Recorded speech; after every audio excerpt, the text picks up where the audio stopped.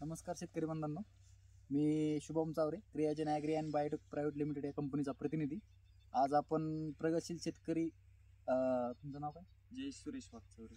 जयेश सुरेश वागचौरे यांच्या कांद्याच्या प्लॉटवर आलेलो आहोत. त्यांनी आपल्या कांद्याच्या प्लॉटला आपल्या क्रियाजन कंपनीचा DNP आणि टोडोंटी हे खत वापरलं होतं. तर DNP आणि टोडोंटी वापरल्यानंतर त्यांना त्यांच्या कांद्याच्या प्लॉटला काय रिझल्ट भेटले, त्या कांद्यामध्ये काय बदल दिसले हे आपण त्यांच्या तोंडून ऐकून घेऊया. नमस्कार का? नमस्कार.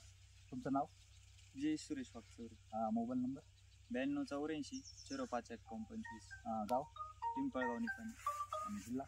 अहमदनगर. तर तुम्ही आमच्या क्रियाजन कंपनीचं हे DNP आणि टोटोंटी वापरलं, हो. त्यानंतर तुम्हाला काय रिझल्ट भेटले बा तुमच्या कांद्याला? कांदा काळोखी टिकून राहिली कांद्याला. बरं. साईज वगैरे व्यवस्थित झाली. पांढरी मुळी एकदम याच्यात राहिली. आणि जो कांद्याचा दांड म्हणतो ना आपण, दांड वगैरे एकदम याच्यात झाली.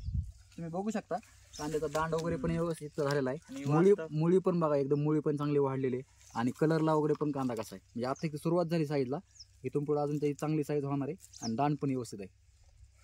एकंदरीत कोणत्याही रोगाला असं बळी पडलं नाही. वातावरण एवढं खराब असताना ना. आणि कांद्याची पात वगैरे पण बघा कशी.